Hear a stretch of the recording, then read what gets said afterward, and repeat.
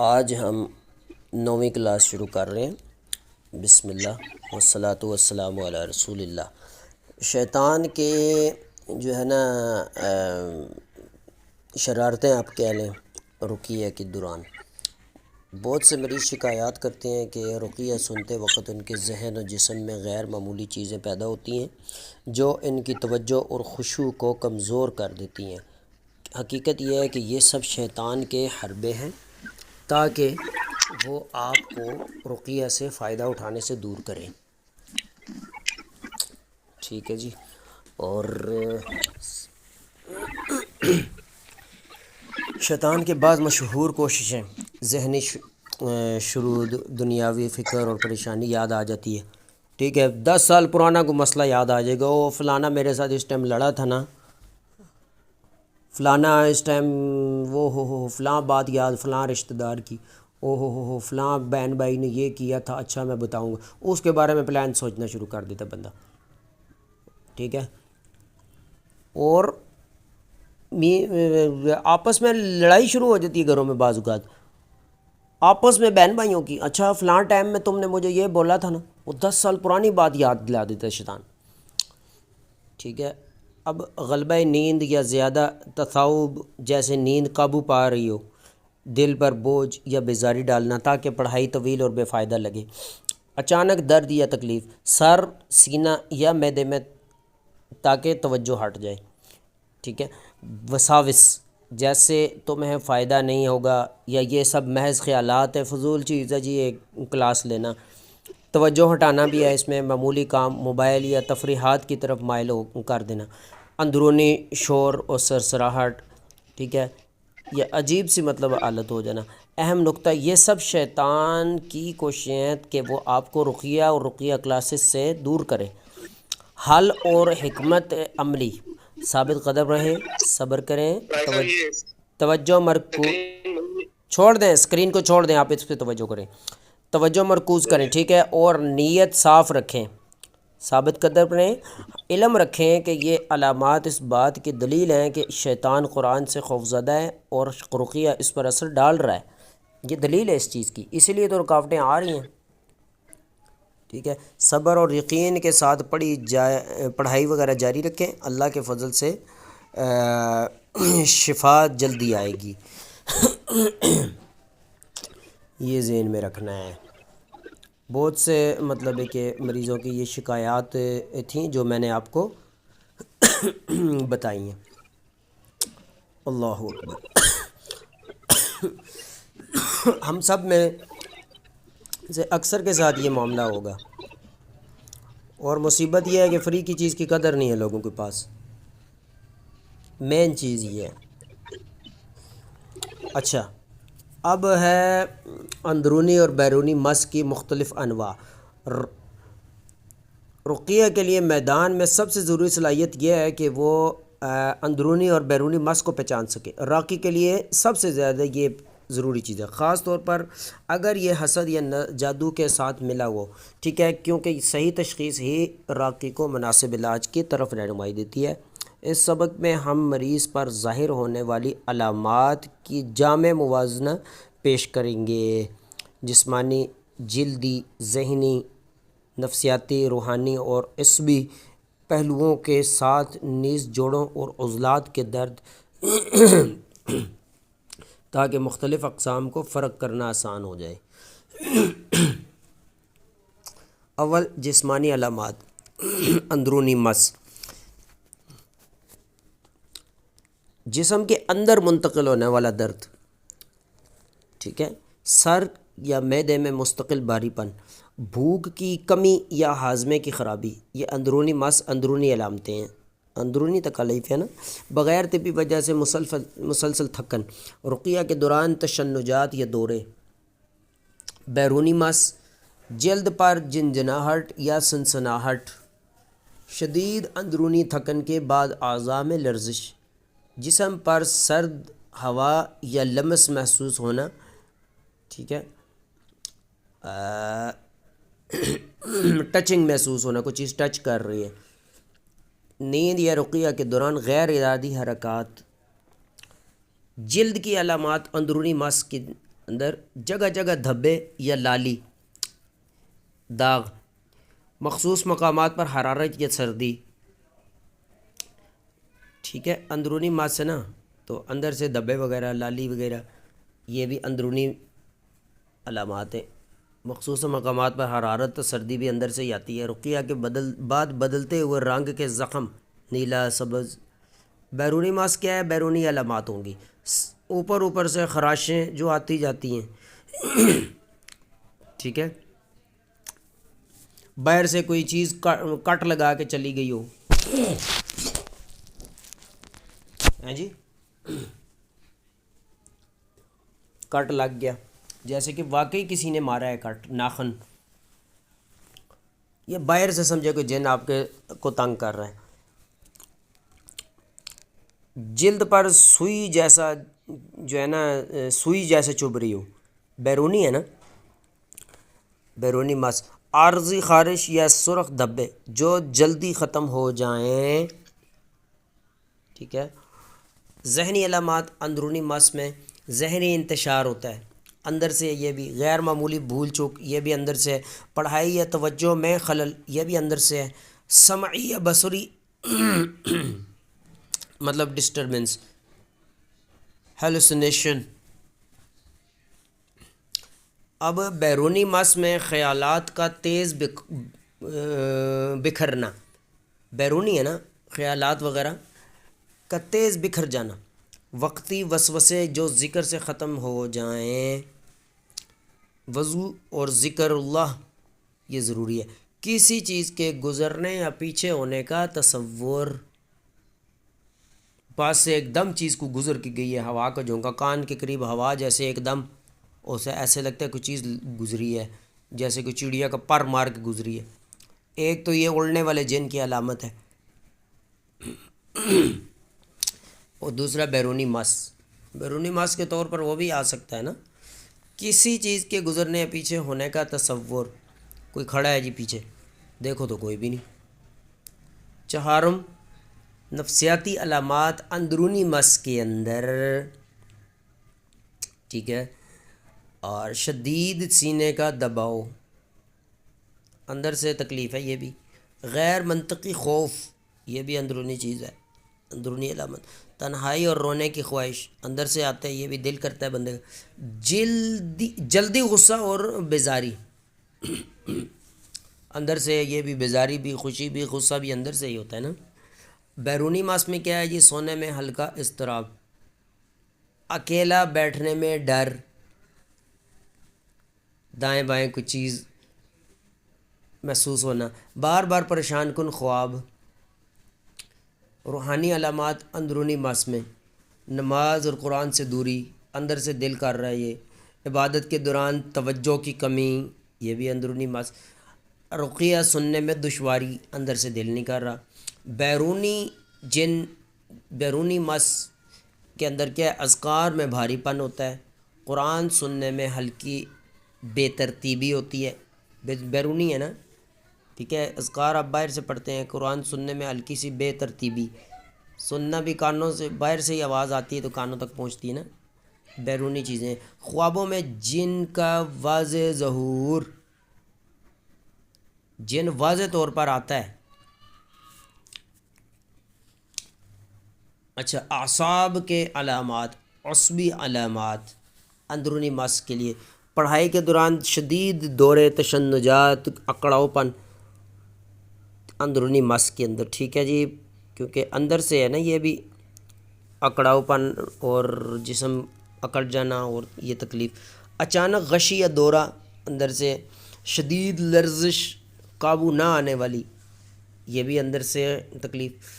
بیرونی مس میں کیا ہے؟ اعضاء میں ہلکی لرزش، ٹھیک ہے، باہر سے کوئی ٹچ کرے گا تو لرزش وغیرہ آئے گی۔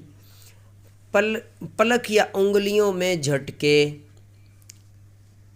ٹھیک ہے، پلک جھپکنے کے سنا ہوگا محاورہ، انگلیوں میں بھی جھٹکے لگتے ہیں ساتھ، جیسے مطلب کہ عجیب سے جیسے جھٹکے لگتے ہیں، پھڑ پھڑانا، یہ بھی کہہ سکتے ہیں۔ عارضی سنسناہٹ جو بعد میں ختم ہو جائے، باہر سے کوئی ہوا ہلکی سی لگ کے گزرے، یہ مطلب ہے کہ بغیر ہوا چل بھی نہیں رہی پھر بھی، تو یہ واضح علامات ہے بیرونی مس، بیرونی باہر سے جن تنگ کر رہا ہے، اندر سے نہیں ہے یہ۔ اب جوڑوں اور عضلات کے درد اندرونی مس میں کیا ہوتے ہیں جی؟ ہڈیوں اور جوڑوں میں شدید منتقل ہونے والا درد۔ جن مس اندر بیٹھا ہوا ہے نا، تو وہ حرکت کر کے کبھی ادھر درد کی شکل میں جاتا ہے، کبھی جوڑوں میں آ جاتا ہے۔ عضلات کا اچانک سکڑنا، ٹھیک ہے، کمر اور گردن میں تکلیف، اندر سے درد اٹھتا ہے نا۔ اور بیرونی مس میں کیا ہے؟ جوڑوں میں ہلکا درد بغیر طبی وجہ کے، گھٹنوں یا کندھوں میں بھاری پن، صبح اٹھنے پر اکڑن۔ خلاصہ کیا ہے؟ اندرونی مس زیادہ خطرناک ہے کیونکہ اندر بیٹھا ہوتا ہے خبیث، اندرونی جن، اندرونی مس کا مطلب، کیونکہ یہ جسم اور روح میں مستحکم ہوتا ہے۔ بیرونی مس عموماً وقتی ہوتا ہے اور زیادہ پریشانی پیدا کرتا ہے۔ بیرونی زیادہ پریشانی اس لیے پیدا کرتا ہے، باہر سے وہ تکلیف دے رہا، آیا غصہ چڑھایا، لڑائی کوئی قتل و غارت کرائی اور نکل فوراً ختم، بھاگ گیا، ٹھیک ہے۔ اب اندرونی جو ہے نا، وہ یہ چیزوں میں تھوڑا کم ہوتا ہے، کیونکہ وہ کسی سے لڑائی کروائے گا تو اس کو بھی لگے گی، مریض کو بھی، مریض کے اندر یہ خبیث خود بیٹھا ہوا ہے، اس کو بھی، اس مریض کے اندر اس کو بھی لگے گی وہ چیز جو لڑائی جھگڑے میں اس کو لگ گئی، تو اس لیے بیرونی مس میں یہ زیادہ لڑائی جھگڑا، اور یہ وہ دیکھا ہے نا لڑائی جھگڑے میں اتنا جیسے آگ بگولا، لال سرخ ہو گیا بندہ، چھری نکال لی وغیرہ وغیرہ، کیا ہے باہر سے وہ اثر ڈال رہا ہے جن، ٹھیک ہے۔ تو وضو اور ذکر شروع کر دیں نا، وہ یہ تھوڑا ٹائم اپنا مطلب کہیں اور ذہن چینج کر لے، ٹھیک ہو جاتا ہے یہ بندہ۔ وسوسے بھی زیادہ آتے ہیں، یہ بھی ذہن میں رکھنی چاہیے چیز۔ بیرون مس عموماً وقتی ہوتا ہے اور زیادہ پریشانی پیدا کرتا ہے۔ مس عاشق، سحر کے ساتھ آیا جن، وہ رہ کر ساتھ خادم سحر تھا، اب عاشق عشق بھی ہو گیا جی، رہ کے اس کے ساتھ۔ مس عاشق رات میں جسمانی حدود اور جنسی خوابوں میں مداخلت کرتا ہے۔ مس مصحوب بحسد، یہ سحر یعنی مکس حسد، نظر اور جادو، یہ مرکب علامات دیتا ہے۔ علاج ہمیشہ حسد سے شروع کریں کیونکہ حسد دروازہ ہے نا، پھر جادو اور آخر میں مس کمزور کریں، ٹھیک ہے۔ پہلے حسد کی آیات، اس کے بعد کیا کرنا ہے؟ جادو کی آیات پڑھیں، علاج کریں، پھر آخر میں مس کا وہ کریں، کیونکہ جادو ٹوٹے گا تو مس خادم سحر وہ بھاگنے کے مجبور ہو جائے گا، بھاگنے کے لیے اس کا رستہ بنے گا نا۔ حسد اور جادو توڑیں پہلے۔ رقیہ شاملہ کیا ہے؟ مختلف آیات، مرکب یا متداخل کیسز کے لیے بہترین علاج ہے یہ منزل نامی جو آیات کے مجموعہ۔ حسد، جادو اور مس کی آیات کو ایک ساتھ پڑھنا۔ پڑھائی کیا ہے؟ پینے اور غسل کے لیے پانی پر، مالش کے لیے زیتون کے تیل پر، اس میں کلونجی کا بھی ڈالنا چاہیے تیل تھوڑا سا، ایک حصہ کلونجی، باقی 2-3 حصے زیتون۔ اندرونی تحفظ کے لیے خالص شہد دم کر کے پئیں، خالی پیٹ دم والا پانی شہد نیم گرم پانی میں پئیں تو زیادہ فائدہ ہے، ایسے چاٹ لیں بے شک۔ یہ رقیہ چوتھے مرحلہ کے جامع عملی خلاصہ ہے، ٹھیک ہے، جو پچھلے 9 سبقوں میں بیان کیا گیا تھا، تمام اقسام پر نافذ کی جا سکتی ہیں یہ ساری باتیں۔ اچھا، راقی کے لیے کچھ نصیحتیں ہیں کہ صحیح تشخیص کے لیے اللہ پر بھروسہ، دقیق مشاہدہ، صبر و تحمل اور جلدی فیصلہ نہ کرنا، فتویٰ نہ لگانا پہلے 2 کیسوں 2 دن میں ہی تم پہ جادو ہے، تم پہ مس ہے، تم پہ حسد۔ بھائی پہلے گیس کرو کچھ دن لگا کے، صحیح تشخیص جب سمجھ آ جائے پھر اس کو کہو بھی نہ بلکہ علاج کر دو۔ اچھا، مقصد علاج اور شفا ہو، صرف معلومات نہیں۔ اختتامی نصیحت، رقیہ کو پیشہ دکھاوا یا تجارت نہ بنائیں، مریض کی رہنمائی کریں کہ شفا اللہ تعالیٰ سے ہے، راقی صرف مددگار ہے، جسمانی شفا دیر سے ہو تو روح کی شفا پہلے ممکن ہے. ٹھیک ہے، روح پاک کریں، توحید عقیدہ اپنائیں، آدھا آپ کا کیس حل ہو جائے گا. توحید آپ کی نہیں ہے نا، شرک ہے، بدعت ہے، تو پھر شیطان مزید طاقت پکڑے گا. ہمارے ایک شیخ کہا کرتے ہیں کہ مریض تھا، وہ ٹھیک ہوا، پھر دوبارہ جو ہے نا اس کے اوپر وہ جن آ گیا. کیوں؟ کوئی ٹک ٹاک دیکھ لی، کوئی گانا کان میں پڑ گیا، کہیں نظر پڑ گئی نہ محرم کے، کہیں کوئی پکچر وغیرہ پہ، تو وہ دوبارہ دروازہ بن گیا. ٹھیک ہے، شگاف بن گیا شیطان کے داخل ہونے کا، پھر وہ طبیعت اس کی. تو یہ چیزوں سے بھی بچنا چاہیے. ٹھیک ہے، یہ چیزیں ختم کرنی چاہیے گھر سے، اپنے پاس سے. اچھا، تو جسمانی شفا دیر سے ہو تو روح کی شفا پہلے ممکن ہے. قرآن کی تلاوت سے شیطان کمزور ہوتا ہے. ٹھیک ہے جی، اعوذ باللہ من قل نزلہ روح القدس من ربک بالحق لیثبت الذین آمنوا وہدی وبشری للمسلمین. ٹھیک ہے، دعائیں اردو پنجابی میں بھی مانگ سکتے ہیں، عربی میں بھی مانگ سکتے ہیں ڈاؤن لوڈ کر کے. تو یہ چیزوں پہ دھیان رکھنا چاہیے تاکہ آپ کو جلدی مقصد حاصل ہو سکے. امید ہے سمجھ آ رہی ہوگی. اور انشاءاللہ نیکسٹ آگے ہے جی عین، حسد، عین اور سحر اور مس کے لیے مکمل رقیہ.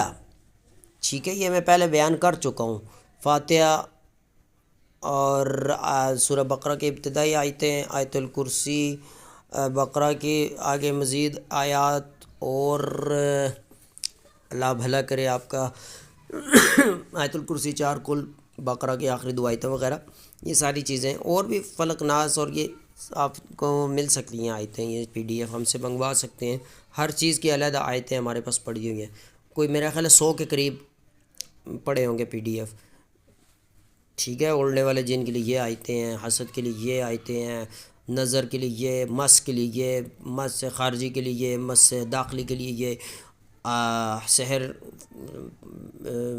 پلایا کھلایا گیا ہو تو اس کے لیے یہ، جن کو باہر نکالنے کے لیے آیات خروج وغیرہ وغیرہ، یہ ساری آپ کو مل سکتی ہیں. رابطہ کر کے نمبر پہ تو لے سکتے ہیں. اللہ اکبر. اچھا جی، آگے ہے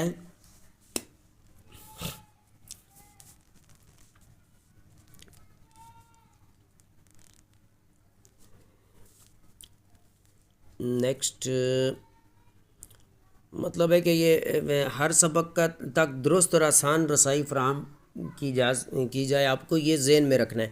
یہ اس لیے ہم ڈیٹیل سے آگے پڑھ رہے ہیں.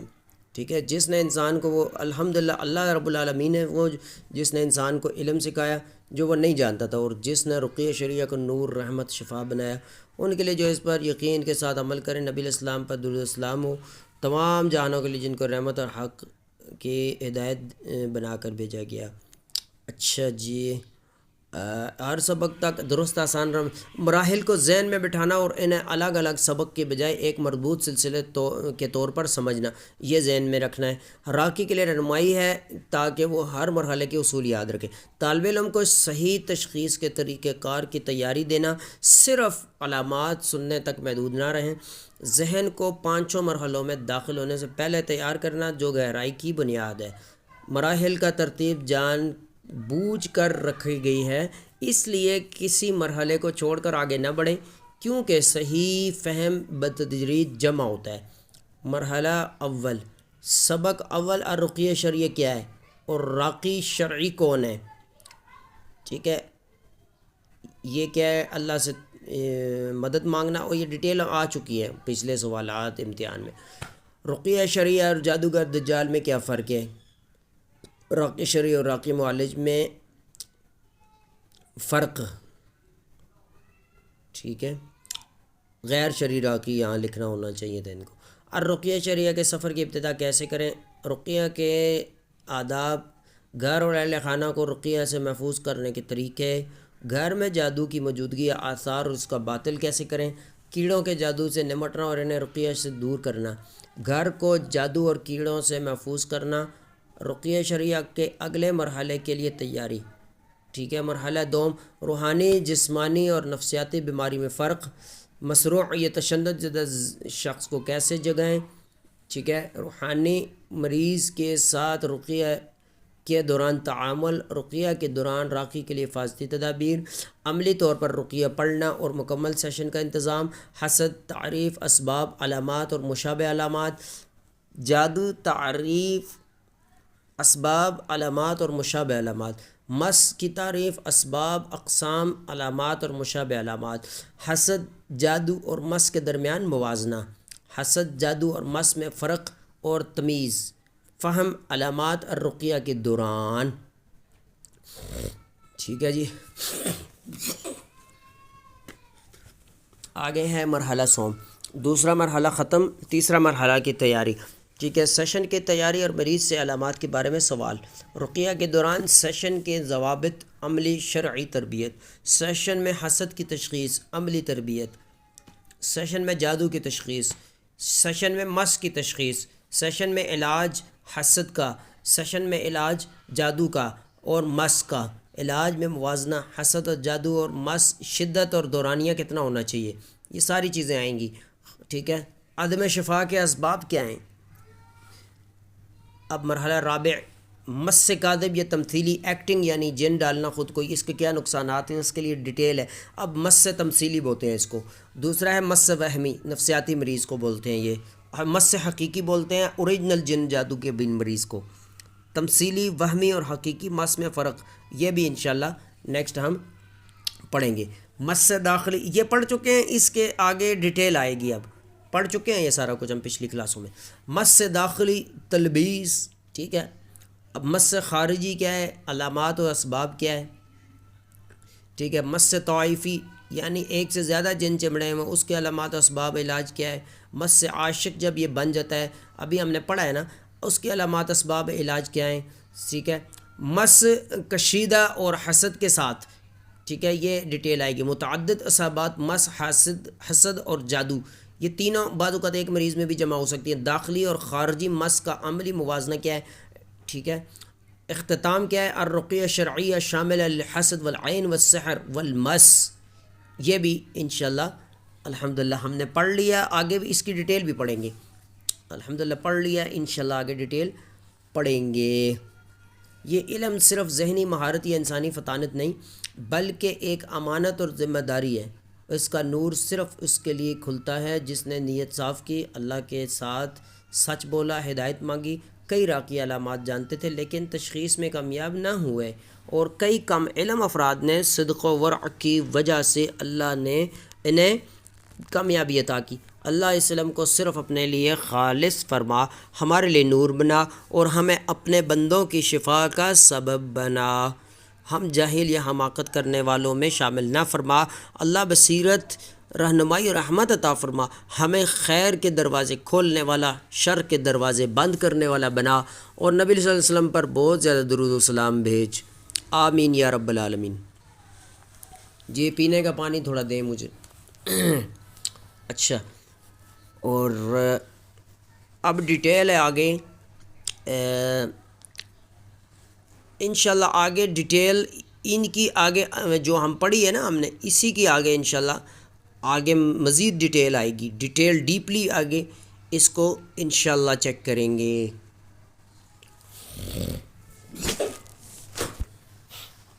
اب مراحل کے فہرست کے تمہید، پہلے مرحلے سے چوتھے مرحلے تک، اس میں ڈیٹیل ہمیں یہ بتائیں گے کہ یہ 4 مراحل جن سے ہم نے علم تشخیص پھر رقیہ شرعیہ کا سفر شروع کیا، محض نظری معلومات نہیں ہیں بلکہ ایک تدریجی عملی منہج ہیں جو راقی کی صحیح بنیادوں پر تربیت کرتے ہیں، ٹھیک ہے، جڑوں سے لے کر تمکین کے مرحلے تک، تاکہ وہ علاج کو سمجھے، بیماری کی نوعیت کی تشخیص کریں،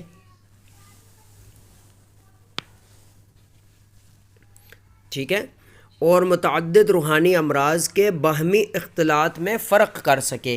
اسی مقصد کے لیے یہ فہرست تیار کی گئی تاکہ ہر سبق تک آسان رسائی ہو، علم کی ترتیب برقرار رہے اور معلومات کی کثرت میں طالب علم پریشان نہ ہو۔ اس فہرست کا مقصد ہر سبق تک درست اور بلا انتشار رسائی آسان بنانا، مراحل کو ذہن میں مستحکم کرنا اور انہیں جدا جدا اسباق کی بجائے ایک مکمل راستے کے طور پر جوڑنا، اگلے مرحلے میں جانے سے پہلے بنیادوں کی مراجعت بھی میں راقی کی مدد کرنا۔ ٹھیک ہے جی، طالب علم کو حقیقی تشخیصی منہج سمجھنے کے قابل بنانا، محض علامات بیان کرنے تک محدود نہ رکھنا۔ پانچویں یہ ہے کہ مرحلے میں داخل ہونے سے پہلے ذہنی تیاری کرنا جو گہرائی کی طرف دروازہ ہے۔ درج ذیل فہرست چاروں مراحل کی ترتیب کے مطابق پیش کی جا رہی ہیں۔ اہم نوٹ: ان مراحل کی ترتیب مقصود ہے، اس لیے پہلے مرحلے کو چھوڑ کر آگے بڑھنے کی جو ہے نا کوشش نہ کریں، کیونکہ درست فہم تدریج کے ساتھ پیدا ہوتا ہے، سٹیپ بائی سٹیپ۔ پہلا مرحلہ کیا ہے؟ رقیہ شرعیہ کیا ہے اور شرعی راقی کون ہے؟ رقیہ شرعیہ شعبدہ باز اور دجال میں کیا فرق ہے؟ شرعی راقی اور معالج راقی مطلب ہے کہ کیا فرق ہے غیر شرعی راقی اور شرعی راقی میں؟ رقیہ شرعیہ کے سفر کا آغاز کیسے کریں؟ رقیہ کے آداب کیا ہیں؟ گھر اور اہل خانوں کو رقیہ سے محفوظ بنانے کا طریقہ کیا ہے؟ معالج ہو یا مریض ہو، ٹھیک ہے۔ گھر میں جادو کی موجودگی یا اس کے آثار اور اس کا توڑ، حشرات کی جادو سے نمٹنا اور رقیہ کے ذریعے انہیں دور کرنا، گھر کو جادو حشرات سے محفوظ کرنا، رقیہ شرعیہ کے اعلیٰ مرحلے کی تمہید۔ دوسرا مرحلہ کیا ہے؟ روحانی جسمانی نفسیاتی بیماریوں میں فرق کیسے کرنا ہے؟ آسیب زدہ، تشنج زدہ یا جن کی زبان بولنے والے کو ہوش میں لانے کا طریقہ کیا ہے؟ ٹھیک ہے، ایک طریقہ یہ ہے کہ جن کو فوری، اگر ریئل جن ہے اس کو فوراً ہوش میں لانا ہے تو آپ نے اس کے ناک پہ انگلی رکھ دینی ہے، ناک کو پکڑ لینا ہے اس کا، یعنی منہ سے اس کو کہو کہ سانس لے، اور اپنی اس کی پاؤں کسی بھی ٹانگ پہ نا، دونوں میں سے اس کی پنڈلی پہ دبا کے پاؤں رکھ دینا اور اعوذ باللہ بسم اللہ فلق ناس پڑھنے شروع کر دینی، وہ دستی ہوش میں آئے گا انشاءاللہ۔ اچھا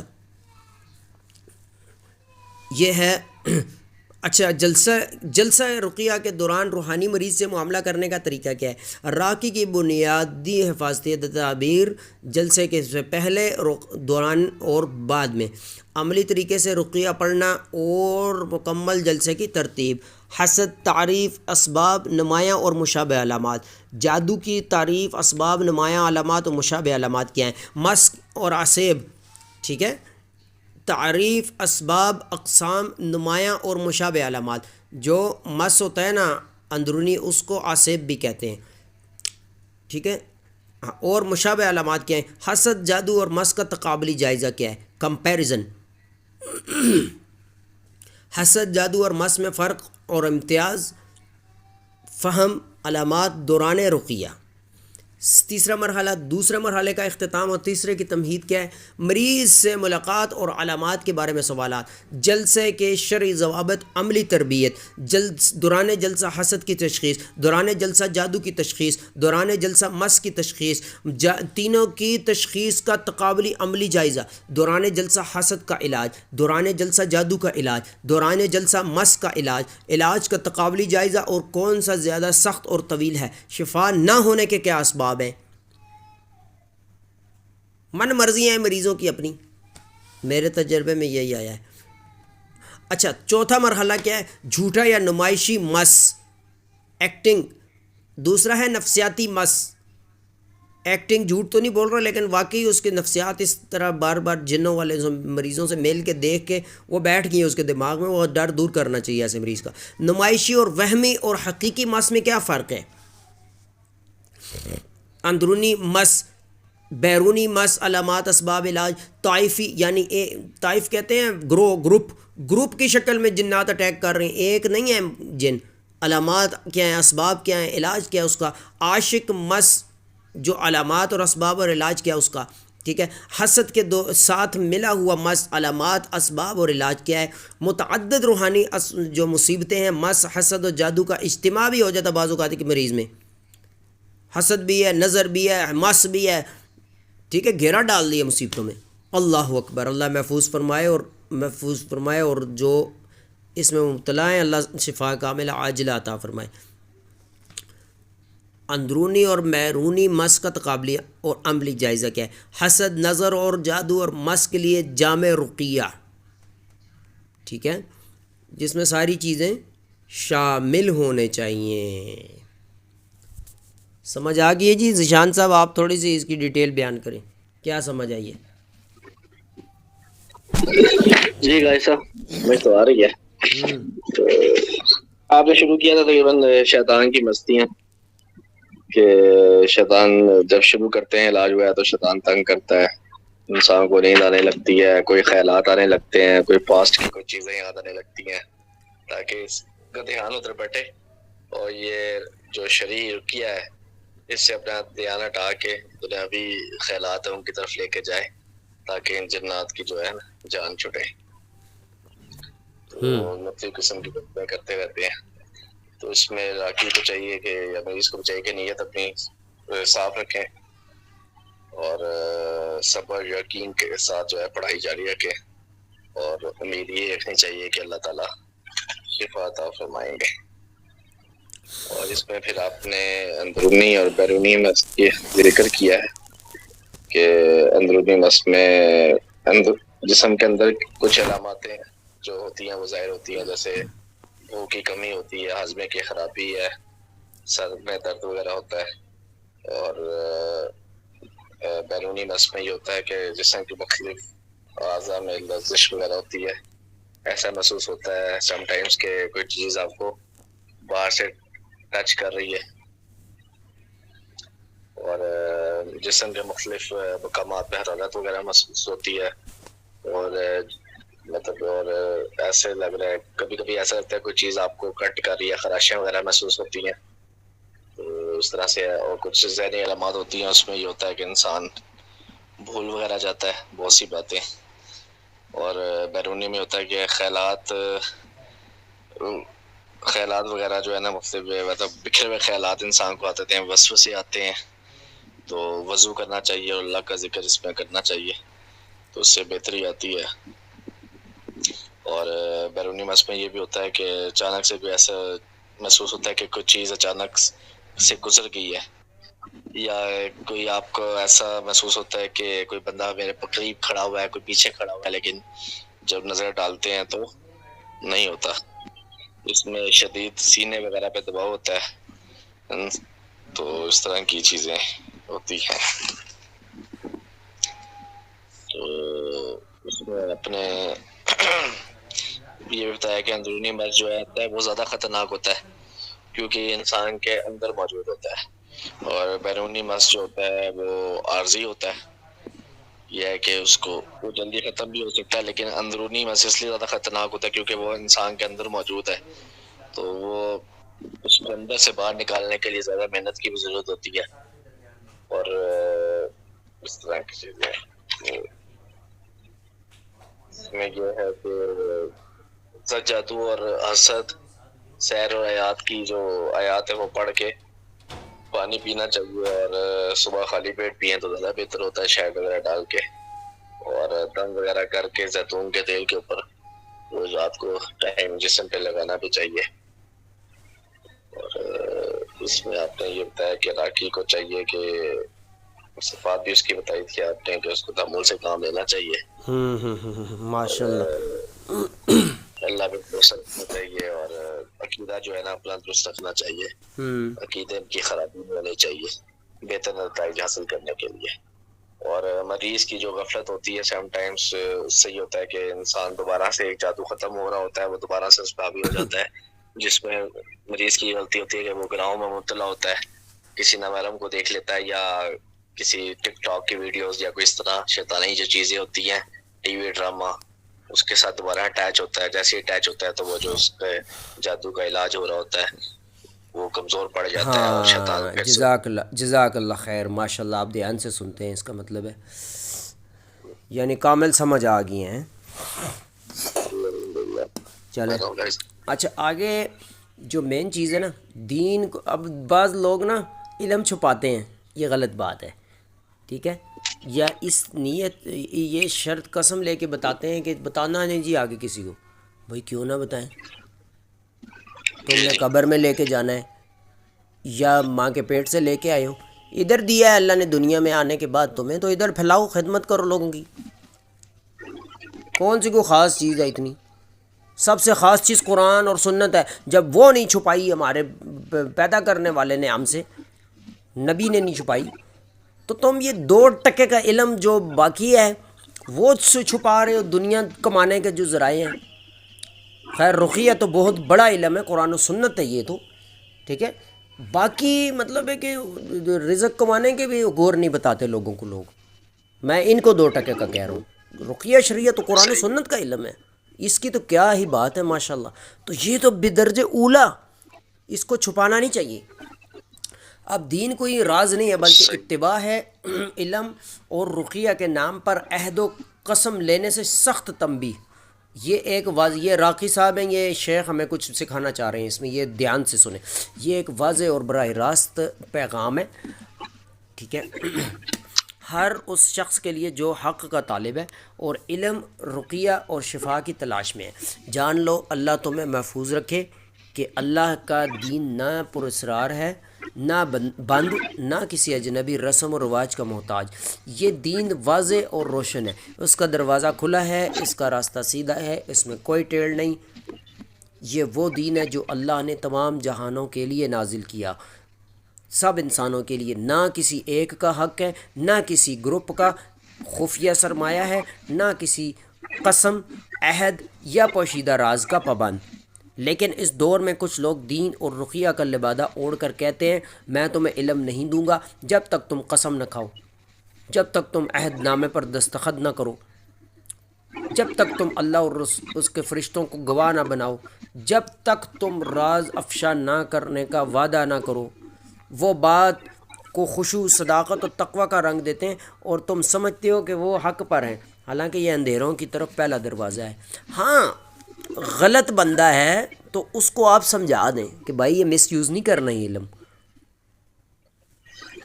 اچھا مس یوز ہوتا بھی نہیں ہے یہ علم، بات سیدھی صاف ہے، قرآن و سنت ہے نا، یہ تو قرآن و سنت کسی کو اصل سکھاؤ گے مس یوز تو ہو ہی نہیں سکتا قرآن و سنت، ہاں فائدہ ہوگا اس کو، غلط چیزیں شاید چھوٹ دیں اس سے، اس طرف آ جائیں، جی جی ٹھیک ہے، ہاں 2-4 گر جو تمہیں اللہ نے سکھائے ہیں وہ آگے سکھا بھی دو تو کیا ہے یار، تمہارا رزق تم کھا کے مرو گے، کسی کا تم لے نہیں سکتے۔ اچھا تو انبیاء کا منہج نہ قسم نہ خفیہ عہد، موسیٰ علیہ السلام اور خضر علیہ السلام کا واقعہ علم حاصل کرنے کا عظیم سبق ہے، نہ کوئی قسم لی گئی نہ کوئی خفیہ معاہدہ، موسیٰ نے صرف کہا کیا میں آپ کی پیروی کر سکتا ہوں، خضر نے فرمایا تم میرے ساتھ صبر نہ کر سکو گے، یہ تربیتی تنبیہ تھی، کوئی حلف یا معاہدہ نہیں تھا، اس کی دلیل کہف کی 66-67 آیت میں موجود ہے، اگر کوئی خفیہ قسم ہوتی تو یہی موقع تھا، مگر ایسا کچھ نہیں کیونکہ یہ دین کا حصہ ہی نہیں۔ دوسرا نقطہ، جنگ کے وقت بھی علم پھیلانے کا حکم، ٹھیک ہے، قرآن میں نا وما كان المؤمنون لينفروا كافة فلولا نفر من كل فرقة منهم طائفة ليتفقهوا في الدين ولينذروا قومهم إذا رجعوا إليهم لعلهم يحذرون، ٹھیک ہے، غور کرو، اپنی قوم کو خبردار کریں، نہ کوئی قسم نہ خفیہ معاہدہ نہ رازداری کی شرط، ٹھیک ہے، کہ تم مومنہ میں سے کیوں نہ ایک گروپ ہوا جو علم میں مضبوطی اختیار کرے، پھر قوم کے پاس جا کر تو ان کو ڈرائے سکھائے، مفہوم ہے اس کا یہ۔ اچھا تیسرا نقطہ، نبی علیہ السلام کا تواضع، نہ شرط نہ رکاوٹ، بلکہ ان کی صرف تواضع تھی، نبی علیہ السلام نے ابن مسعود سے فرمایا مجھے قرآن سناؤ، انہوں نے عرض کیا کیا میں آپ کو پڑھ کر سناؤں جب کہ آپ پر نازل ہوا، آپ نے فرمایا مجھے پسند ہے کہ میں اس سے کسی اور سے سنوں، بخاری مسلم کی حدیث، کہاں ہے قسم، کہاں ہے نشر نہ کرنے کی شرط؟ دین میں کبھی ایسا نہیں رہا۔ نقطہ چوتھا، علم کوئی راز نہیں ہے۔ نبی علیہ السلام نے فرمایا طلب العلم فریضۃ علی کل مسلم، علم کا طلب کرنا فرض ہے ہر مسلمان پر۔ فاسألوا اہل الذکر ان کنتم لا تعلمون، اہل جاننے والوں سے پوچھ لو، اہل ذکر سے پوچھ لو اگر تم لا علم ہو، نہیں جانتے تو، یعنی اہل علم سے علم حاصل کرنا ہے۔ کہاں کہاں کہاں کہا گیا کہ پہلے اجازت لو، قسم کھاؤ، عہد کرو؟ ہرگز نہیں۔ پانچواں نقطہ، ربانی علم کے نام پر عہد خطرناک ڈھلوان ہے۔ یہ ہر جادوگر کسی کو کچھ نہیں سکھاتا جب تک قسم نہ لے، رازداری نہ کروائے، لعنت کی دھمکی نہ دے، اور اکثر قرآن و دعا کے نام سے آغاز کرتا ہے تاکہ دھوکہ دے سکے۔ اگر کوئی کہے میں تمہیں سکھاؤں گا مگر وعدہ کرو کسی کو نہیں بتاؤ گے، قبر میں لے کے جانا ہے تو نے، تو اس سے کہو جس نے علم چھپایا اللہ قیامت کے دن اسے آگ کی لگام پہنائے گا۔ حدیث ابو داؤد و ترمذی کی۔ جو علم پھیلانے سے ڈرے وہ اکثر شیطانی علم ہوتا ہے، ربانی نہیں۔ ابھی ہم ہے نا ماشاءاللہ کھل کے یوٹیوب بھرا پڑا ہے ہمارے علاجوں سے، یہ بھی یوٹیوب پہ جائے گا، ویب سائٹوں پہ ڈالیں گے، شیئر کریں گے۔ کیوں؟ ہمیں پتہ ہے نا ہم جو پھیلا رہے ہیں۔ کوئی مائی کا لال آ کے اس کو قرآن و سنت کے خلاف ثابت کر کے دکھائے مجھے۔ ہاں باقی کوئی 19-20 ہوگی وہ ہماری اپنی غلطی ہے، نہ کہ قرآن و سنت کی۔ اصلاح کرے ہماری۔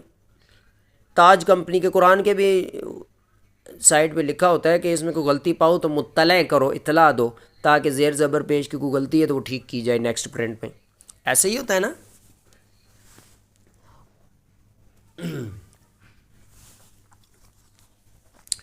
اچھا، دنیاوی قسم اور دینی بدعتی قسم میں دنیاوی قسم اور دینی بدعتی قسم میں فرق۔ ہاں، ڈاکٹر، جج یا افسر عہد لیتے ہیں مگر تعلیم مکمل ہونے کے بعد لوگوں کے حقوق کی حفاظت کے لیے۔ یہ دنیاوی نظم ضبط ہے، یہ دنیاوی اصول ہیں۔ لیکن یہ کہنا کہ قرآن سکھانے سے پہلے قسم کھاؤ، رقیہ سیکھنے سے پہلے عہد کرو، فتح ربانی سے پہلے رازداری کی قسم، یہ انحراف کی علامت ہے۔ ٹھیک ہے، اس کو فکر ہے یہ کہ یہ میں اس کو کفر شرک سکھا رہا ہوں، کسی کو اس نے بتا دیا تو پھر میری شامت آ جائے گی۔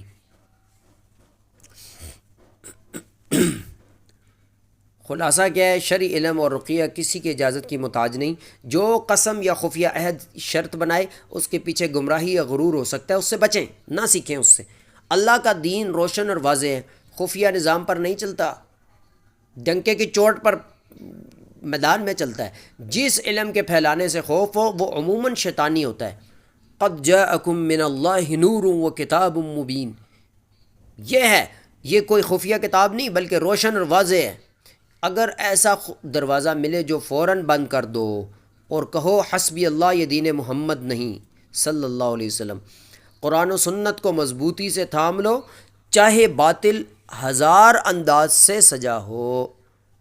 شیطان باطل کو مزین کر کے پیش کرتا ہے نا، حرام مزین، زنا مزین ہے آج کل۔ ٹھیک ہے، قرآن میں لکھا ہوا ہے نا کہ شیطان تمہیں فقیری سے ڈراتا ہے اور بے حیائی کا حکم کرتا ہے۔ میں کہتا ہوتا ہوں کہ شیطان کہتا ہے زنا کر لو، 4 شادیاں کرو گے تو تمہیں کھلاؤ گے کہاں سے ان کو؟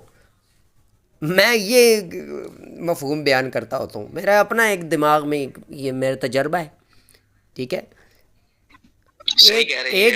ایک بھی شادی نہ کرو، گرل فرینڈیں رکھو، کھلاؤ گے کہاں سے اس کو؟ یہ خالص جو ہے نا بے ایمانی کی سوچ ہے۔ اچھا، وہ 50 گرل فرینڈوں کے ساتھ رابطے بھی کرائے گا پھر شیطان آپ کے، اس ٹائم یہ نہیں کہتا کہ کہاں سے کھلاؤ گے۔ ٹھیک ہے، اس ٹائم کوئی نہیں پوچھے گا ذات کیا ہے، زنا کرنے سے پہلے کوئی نہیں پوچھتا ذات کیا ہے، تم چودھری ہو، ملک ہو یا کون ہو۔ زنا میں سب چلاتے ہیں بے غیرت لوگ۔ ہاں، نکاح کی باری ہے، حلال نکاح کو اتنا مشکل بنا دیا گیا ہے۔ ہاں جی، کتنا کماتے ہو، کون ہو، ذات کیا ہے جی، اللہ اکبر۔ صحابہ چلتے چلتے راستے میں سفر میں نکاح کر لیا کرتے تھے۔ اور نہیں جی، نکاح اتنا گڈی گڈے کا کھیل تو نہیں ہے، نکاح کرنا، شادی کرنا۔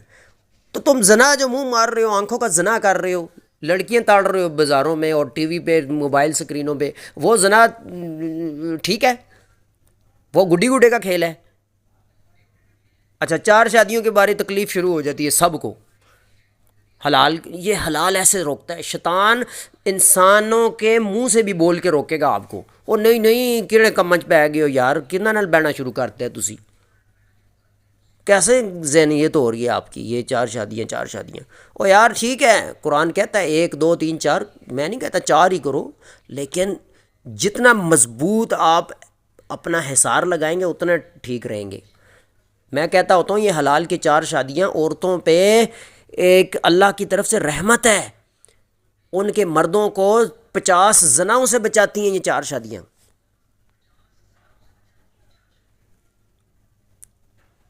ٹھیک ہے، زنا کرے گا مرد، اور زنا کے لیے اس کو ایسی عورت ملے گی جو پہلے سے زانیہ ہوگی. وہ زنا میں کینسر ایڈ کے جراثیم اپنی ریئل بیوی کے اندر ٹرانسفر ہو گئے، پھر ادھر سے آگے اولادوں کی اولادوں میں جائیں گی. یہ بیماریوں کو ختم کرنے کے لیے اللہ نے حلال کی 4 شادیاں 2 شادیاں 3 شادیوں کا حکم دیا ہے. اور جو عورتیں اس کو روکتی ہیں وہ اس آیت کا مصداق ہیں. قرآن میں اللہ فرماتا ہے نا، جو لوگ یہ پسند کرتے ہیں کہ مومنوں میں بے حیائی پھیلے، ان کے لیے دنیا میں بھی سخت عذاب ہے، آخرت پہ بھی سخت عذاب ہے. ٹھیک ہے، تو یہ اس آیت کا مصداق ہے. ایسی ہماری مائیں بہنیں اپنے بھائی باپ بیٹے خاوند کو کرانی چاہیے شادی. قرآن میں سورہ بقرہ میں اللہ فرماتا ہے نیکی کے کام میں تعاون کرو، برائی میں تعاون نہ کیا کرو. بہرحال بات کہاں کی کہاں نکل گئی. یہ آج کل ہو رہا ہے، میں ویسے نہیں کہہ رہا. اچھا بات کیا کر رہے تھے ہم؟ لوگ کہیں گے یہ شادیوں کو کہاں سے بیچ میں لے آئیں گے، یہ تو شرعی علاج سکھا رہے تھے. یہ بھی علاج ہی ہے بھائی، بے دین معاشرے کا علاج ہے یہ، کہ ان کو سیدھا رستہ دکھاؤ، سمجھا بجھا کے بھی، سختی سے بھی، سخت الفاظ سے بھی. یہ سمجھ ہی نہیں آتی لوگوں کو کیا ہو رہا ہے. جاؤ دیکھو، کسی سے چھپا نہیں ہے کچھ بھی. اللہ اکبر. اچھا کیا ہے جی؟ دل کو جھنجھوڑنے والی نصیحت. اے طالب حق، اے نور کے متلاشی، یاد رکھو ہدایت کا راستہ اللہ کی طرف سچے رجوع سے شروع ہوتا ہے، نہ کسی شخص، راز یا خود ساختہ عہد سے. ٹھیک ہے، اللہ فرماتے ہیں نا فَمَنِ اتَّبَعَ هُدَايَ فَلَا يَضِلُّ وَلَا يَشْقَى. جو میری ہدایت کی اتباع پیروی کرے گا تو نہ وہ گمراہ ہوگا اور نہ وہ بدبخت ہوگا. اخیر بھی ٹھیک اس کے، اور یہاں پہ بھی گمراہ نہیں ہوگا. نہ فرمایا جو فلاں شیخ کی پیروی کرے یا جو خفیہ حلقے میں داخل ہو فلاں، بلکہ فرمایا میری ہدایت کی پیروی کرے. اپنے اور اپنے رب کے درمیان انسانوں کا بنایا ہوا بند دروازہ مت کھڑا کر دو. راستہ واضح، قریب اور آسان ہے سچے دلوں کے لیے. ٹھیک ہے نا، جو علم پھیلانے سے ڈرے وہ غالباً شیطانی علم ہوتا ہے، ربانی نہیں. قرآن کو تھامو، وہم کو چھوڑ دو، اللہ سے مدد مانگو، انسانوں کی اندھی عقیدت سے نہیں. جو اللہ کے ساتھ سچا ہو اللہ اس کے لیے کافی ہو جاتا ہے. من یتق اللہ یجعل لہ مخرجا ویرزقہ من حیث لا یحتسب. اللہ سے ڈرو گے اللہ 2 انعام دے گا. ایک، جس مشکل میں پھنسے ہو وہاں سے نکالے گا، اور ضروریات زندگی اور رزق وہاں سے دے گا جہاں سے تمہارا گمان بھی نہیں. سورہ طلاق میں لکھا ہوا، یہ پڑھ لو جاؤ. اللہ اکبر. تو یہ ساری چیزیں نا سمجھتے سارے، عمل نہیں کرتے. اچھا تو باب الحسد، یہ میرے خیال ہے ڈبل سبق آ گئے، یہ پڑھ رہے ہیں ہم حسد کی ڈیٹیل. ٹھیک ہے،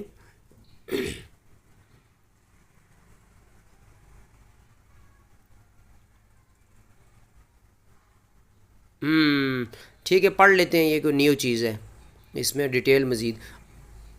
حسد دل کی بیماریوں میں سے نہایت مہلک اور خبیث مرض ہے. اس کا نقصان صرف محسود تک محدود نہیں بلکہ حسد کرنے والے کے اپنے دل اور اس کے روح کے بھی سکون کو بھی تباہ کر دیتا ہے. جب دل اللہ کی تقدیر و تقسیم پر راضی نہ ہو اور دوسروں کی نعمتوں کو دیکھ کر جلنے لگتا ہے تو وہ سیاہ برتن بن جاتا ہے جس میں اللہ کی عطا کردہ نعمتیں بھی شکر کی بجائے حسرت اور کینہ پیدا کرتی ہیں. حاسد، حقیقت میں حاسد اللہ تعالیٰ کے ساتھ برے یعنی گستاخی، بے ادبی کا مرتکب ہوتا ہے. گویا وہ اپنے حال اور دل کی زبان سے کہتا ہے اے رب تو نے اسے کیوں دیا اور مجھے کیوں نہیں دیا. تو نے اسے مجھ پر کیوں فضیلت دی؟ یہ کیفیت دراصل اللہ کی حکمت، عدل اور رحمت پر پوشیدہ اعتراض ہے۔ یہی عدم رضا ناشکری کا خطرناک دروازہ ہے۔ قرآن میں اللہ فرما رہا ہے، بقرہ کی 109 آیت، حسدا من عند انفسہم، ان کے اپنے نفسوں کا حسد تھا یہ، یعنی حسد ان کے اپنے نفس سے پیدا ہوا۔ اس آیت سے واضح ہے کہ اس بیماری کی جڑ انسان کا نفس ہے، اس کا اپنا اندر سے نفس، وہ نفس جو دوسروں کی نعمتیں گنتا ہے مگر اپنی نعمتوں سے غافل رہتا ہے۔ افسوس اس دل پر جو دوسروں کے ہاتھ میں موجود چیزوں کو تو دیکھتا ہے مگر اپنے آس پاس ہزاروں نعمتیں بکھری پڑی ہیں، خیر کو نہیں دیکھتا۔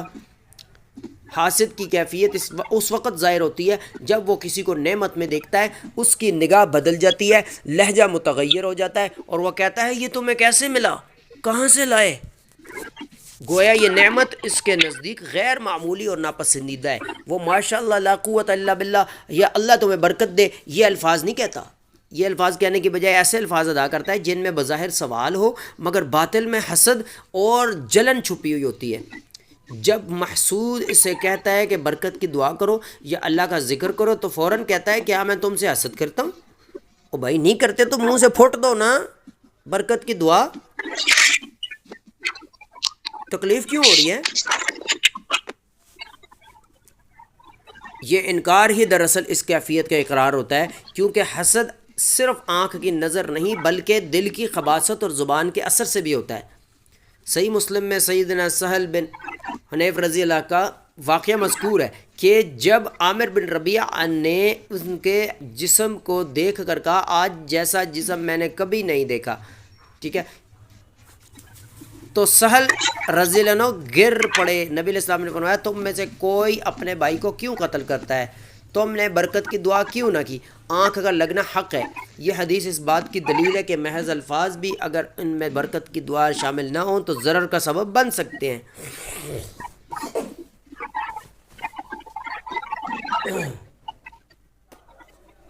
میوٹ کر دیں جی۔ یہ محسود، دوسری طرف محسود کو بھی اپنا محاسبہ کرنا چاہیے۔ ممکن ہے کہ اس کی کوتاہی نے ضرر کا آسان کر دیا ہو۔ صبح شام کے اذکار میں غفلت، شرعی تحفظ کو معمولی سمجھنا، یہ سب بڑی کوتاہی ہے۔ اور بھائی حسد، جادو، نظر، یہ تو تیر ہے، تمہارا کام ہے نا حفاظت کی زرہ پہن کے رکھو ہر ٹائم تاکہ تیر آئے بھی تو اثر نہ کرے، زرہ کراس نہ کرے۔ ضرور تم نے کوئی شگاف چھوڑا ہے نا اپنے زرہ میں جس سے وہ تیر آر پار ہوا ہے، خود کو بھی قصوروار ٹھہراؤ نا۔ اسی طرح حدیث ہے ایک کہ حسد انسان کی نیکیوں کو ایسے کھا جاتا ہے جیسے سوکھی لکڑیوں کو آگ۔ اس طرح ہر نعمت کو سب کے سامنے ظاہر کرنا بھی فتنے کا سبب بن سکتا ہے، خاص طور پر ایسے لوگوں کے سامنے جو برکت کی دعا کرنا نہیں جانتے۔ نبی علیہ السلام نے فرمایا اپنے کاموں کی تکمیل میں رازداری سے مدد لیا کرو، کیونکہ ہر نعمت والا حسد کا نشانہ بنتا ہے۔ یعقوب علیہ السلام نے بھی اپنے بیٹوں کو مصر میں داخل ہوتے وقت کہا وقال یا بنی لا تدخلوا من باب واحد وادخلوا من ابواب متفرقہ، یوسف کی 67، ٹھیک ہے، ایک سے نہیں بلکہ مختلف دروازوں سے داخل ہونا، بیٹوں کو بولا نا، ٹھیک ہے، یعنی ایک دروازے سے داخل نہ ہونا بلکہ مختلف دروازوں سے جانا تاکہ نظر اور حسد سے بچ جاؤ۔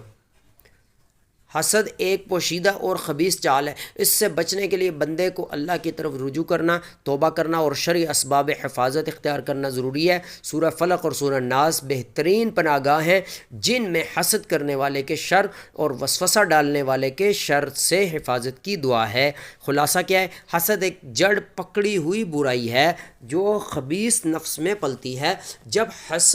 جب حاسد محسود کی نعمت کے زوال کی تمنا کرتا ہے تو وہ اپنے دل کو پہلے تباہ کرتا ہے۔ ایسے وقت میں مسلمان کے پاس سب سے بڑا سہارا اللہ پر توکل اور اس کی حفاظت میں پناہ لینا ہے۔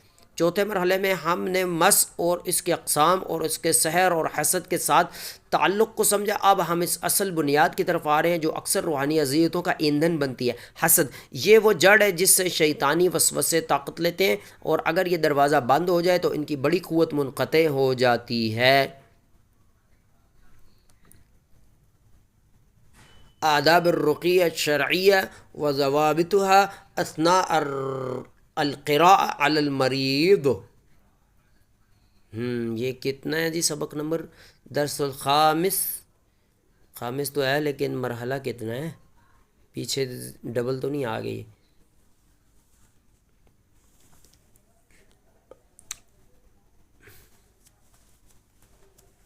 ہاں یہ ڈیٹیل نہیں پڑھی ہم نے جی، پڑھیں جی یہ نیو چیزیں ہمیں اس میں ڈیٹیل سے، اب پہلے تو ہلکا پھلکا سیکھا ہے، اب ڈیٹیل سے سکھائیں گے جی۔ شروع کریں جی شان صاحب۔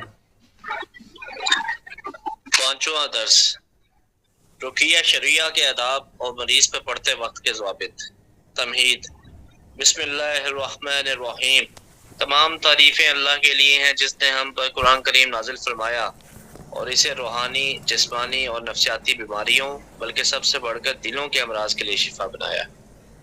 قرآن ہر غافل دل کے لیے شفا ہے، ہر گناہ کے لیے دوا ہے۔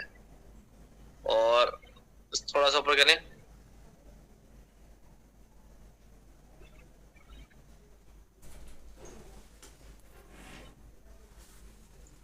قرآن ہر غافل دل کے لیے شفا ہے، ہر گناہ کے لیے دوا ہے، اور ہر اس شخص کے لیے نصیحت ہے جو اللہ کی اطاعت سے منہ موڑ لے۔ کتنے ہی والدین کے نافرمان آیات وعید سن کر توبہ کر کے فرمانبردار بن گئے، کتنی ہی گمراہ عورتیں سورہ یوسف پڑھ کر نرم دل ہوئیں اور اللہ کی طرف لوٹ آئیں، کتنے ہی شراب نوش جب انہوں نے اللہ کا عذاب سنا تو فوراً گناہ چھوڑ دیا، کتنے ہی چور، خائن یا غیبت کرنے والے جب اپنے گناہ پر وعید کی آیات سنے تو ہاتھ روک لیا اور حق کی طرف پلٹ آئے، کتنے ہی دل جو غیر اللہ سے وابستہ تھے کلام الہی سے سیراب ہو کر خالص توحید کی طرف واپس آ گئے۔ الحمدللہ کہ اس نے قرآن کو سحر کو توڑنے والا، کفر کو باطل کرنے والا، ایسا نیچے کریں تھوڑا۔ الحمدللہ کہ اس نے قرآن کو سحر کو توڑنے والا، کفر کو باطل کرنے والا، حسد کو کچلنے والا، گھروں سے شیاطین کو بھگانے والا اور دلوں کی اصلاح کا سبب بنایا۔ درود و سلام و محمد صلی اللہ علیہ وسلم پر جنہوں نے ہمیں قرآن پڑھنے کا طریقہ سکھایا اور مخصوص آیات رقیہ کی رہنمائی فرمائی، جنہیں اللہ نے ہمیں اہل ایمان کے لیے شفا اور رحمت بنایا۔ اہم تنبیہ، جو شخص اپنے گھر والوں پر شفا کی نیت سے رقیہ کرنا چاہے اسے چاہیے کہ عام آیات رقیہ اور مسنون دعائیں یاد کرے جن کا ذکر چوتھے درس میں کیا گیا ہے، لیکن درج ذیل صورتوں میں خود رقیہ نہ کرے بلکہ کسی ماہر اور تجربہ کار راقی کی موجودگی ضروری ہے۔ نمبر ایک، جسے شدید یا اچانک تشنج دورے پڑتے ہوں۔ نمبر دو، جس کے بارے میں بے ہوشی یا جسمانی نقصان کا اندیشہ ہو، جو رقیہ کے دوران اپنی زبان سے غیر معمولی کلام یا عجیب آوازیں نکالے۔ ایسے حالات میں ماہر راقی کی ضرورت ہوتی ہے۔ عام نوعیت کی حالتوں میں انسان خود بھی رقیہ کر سکتا ہے بشرط یہ کہ نیت خالص ہو۔ صحیح ہے صحیح ہے۔ شدید تشنج دورے اور بے ہوشی وغیرہ اور اس طرح کے، پرانا مریض ہے نا وہ مارتا بھی ہے، بعض اوقات ہاتھ بھی اٹھاتا ہے علاج کرنے والوں پہ بھی اور ویسے بھی۔ تو اس میں طاقت بھی ایکسٹرا آ جاتی ہے، مطلب جی جب وہ ہاں اس جی طرح ہاں جی اس کے اندر آ جائے۔ بالکل، ایک جسم میں اور جسم بھی ہوتے ہیں نا اس کے اضافی مخلوق۔ اچھا، تو بے ہوشی یا جسمانی نقصان کا اندیشہ ہو جو کہ رقیہ کے دوران اپنی زبان سے غیر معمولی کلام، یعنی حاضری ہوتی ہو نا، اس پہ ہاتھ نہیں ڈالنا چاہیے۔ ایسے حالات میں ماہر راقی دو چار بندے پکڑنے والے ہوں پھر آپ رقیہ اس پہ پڑھیں، ڈرپوک بندے نہ ہوں وہ۔ مریض پر رقیہ پڑھنے کے ضوابط: نیت کی اصلاح، اپنی نیت اللہ تعالیٰ کے لیے درست کریں، مقصد صرف مریض کی شفا ہو، نہ شہرت، نہ تعریف، نہ کوئی دنیاوی غرض، ٹھیک ہے۔ اور جو علاج جن کا کیا جا رہا ہے ان کو دیکھنا چاہیے کہ اتنے دور سے سفر کر کے راقی صاحب آئے ہیں، یہ ٹائم ہمیں دے رہے ہیں تو ہم ان کی ٹھیک ٹھاک خدمت کریں۔ بہرحال اللہ رحم کرے، آج کل غیر شرعی علاج ہیں اور غیر شرعی معاملات چل رہے ہیں۔ رقیہ سے پہلے تیاری مستحب ہے کہ باوضو ہوں، راقی بھی مریض بھی، پسندیدہ ہے۔ رقیہ سے پہلے تقریباً 15 سے 30 منٹ ذکر، استغفار، تلاوت میں گزاریں تاکہ دل مطمئن، ذہن وسوسے سے پاک ہو جائے۔ ہاتھ رکھنے کا طریقہ یہ، اگر پورے جسم میں تکلیف ہو تو سر پر ہاتھ رکھیں اگر تکلیف کسی خاص جگہ ہو تو اسی مقام پر ہاتھ رکھیں۔ شرعی حدود کا لحاظ ضروری ہے، غیر محرم عورت کو چھونا جائز نہیں، البتہ محرم رشتہ داروں ماں بہن بیوی بیٹی پھوپھی خالہ وغیرہ کے لیے اجازت ہے۔ پڑھنے کا طریقہ کیا ہے؟ آیات اور دعائیں خشوع اور غور و فکر کے ساتھ پڑھیں، ہلکے سے تھتکارنے کے ساتھ ہلکی پھونک جس میں معمولی سا لعاب ہو، اور چاہیں تو ہاتھ سے تکلیف والی جگہ پر مسح کریں۔ تکرار، آیات اور دعاؤں کو ایک سے زیادہ مرتبہ دہرائیں، تکرار سے اثر مضبوط ہوتا ہے اور اللہ کے حکم سے تکلیف کم ہوتی ہے۔ پانی پر پڑھ لیں، پانی کے قریب منہ رکھ کے پڑھیں تاکہ سانس کا اثر پانی تک پہنچے، پھر مریض وہ پانی پیے اور اس سے غسل بھی کرے۔ زیتون کے تیل پر پڑھنا، اگر دائمی یا درد یا مسلسل سر درد ہو جو طبی علاج یا پانی پر رکیے سے ٹھیک نہ ہو تو زیتون کے تیل پر پڑھ کر اسے درد کی جگہ پر لگائیں۔ اچھا جی، یہ ہے حسد کی ڈیٹیل۔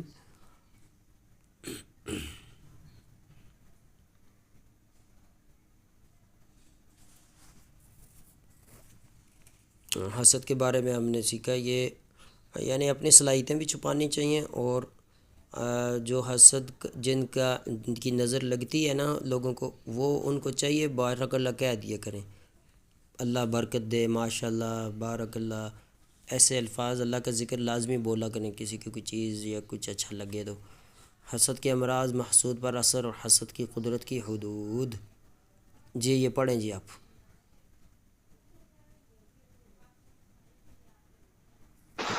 جب یہ بات واضح ہو چکی کہ حسد نعمت کے زوال کی تمنا کا نام ہے اور یہ خبیث باطنی قوت ہے جو نظر نہیں آتی مگر اس کے اثرات محسود پر ظاہر ہوتے ہیں، تو اب ہم یہ سمجھیں کہ حسد کہاں تک نقصان پہنچا سکتا ہے۔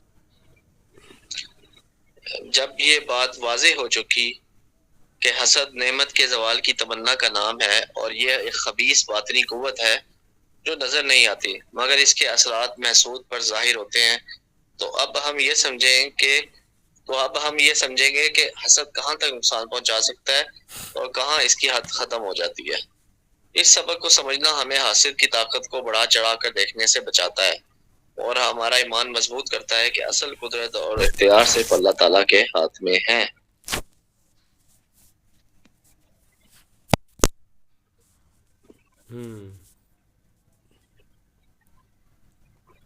جی تھوڑا سے نیچے کریں آگے۔ وہ تو میں نے کب کا کر دیا، لیکن یہ میرا خیال ہے سکرین کبھی کبھی کرتی ہے کوئی مسئلہ۔